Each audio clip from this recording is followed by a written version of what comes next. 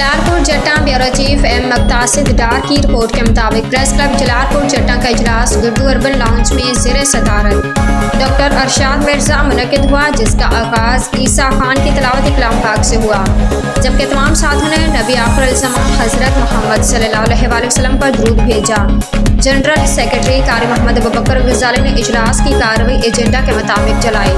इजलास में press club के मेंबर रमज़ान दानिश को all Pakistan local government federation का मरकजी सदर मुंतखब होने पर बतौर मेहमान खुसूसी मदऊ किया गया, जिनके पहुँचने पर उन्हें तलाई हार पहनाए गए और उनके एजाज़ में गुड्डू अर्बन लाउंज में पुरतकल्लुफ़ इशाया भी दिया गया।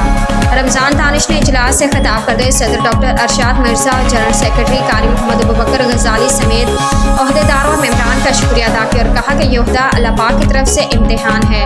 जिसमें पुरखुलूस तरीके से काम करते हुए सरफरूख होने की कोशिश की जाएगी। उन्होंने कहा कि लोकल गवर्नमेंट के तहत वर्कर्स के हकूक़ के तहफ़्फ़ुज़ के लिए अपनी तमाम तरह सलाहियतें सर्व करेंगे। रमज़ान दानिश ने कहा कि डॉक्टर अरशाद मिर्ज़ा और मोहम्मद अबूबकर गजाली की क़यादत में सहाफ़ी अपने फ़राइज़ अल्लाह के फज़ल करम से पूरी ईमानदारी के साथ अदा कर रही हैं, जबकि सदर press club doctor Arshad Mirza, general secretary कारी अबूबकर गजाली, डॉक्टर मलिक तारिक सलीम, प्रेस शाहिद भट्टा, मुदस्सर चीमा, शाहिद डार, सईद वसीम शाह, ज़हूर अहमद मिर्ज़ा, ईसा खान और दिगर ने भी खिताब किया और रमज़ान दानिश को मुबारकबाद पेश की। मुकर्ररीन ने इस बात पर जोर दिया कि एक बार फिर अल्लाह पाक ने मौका दिया है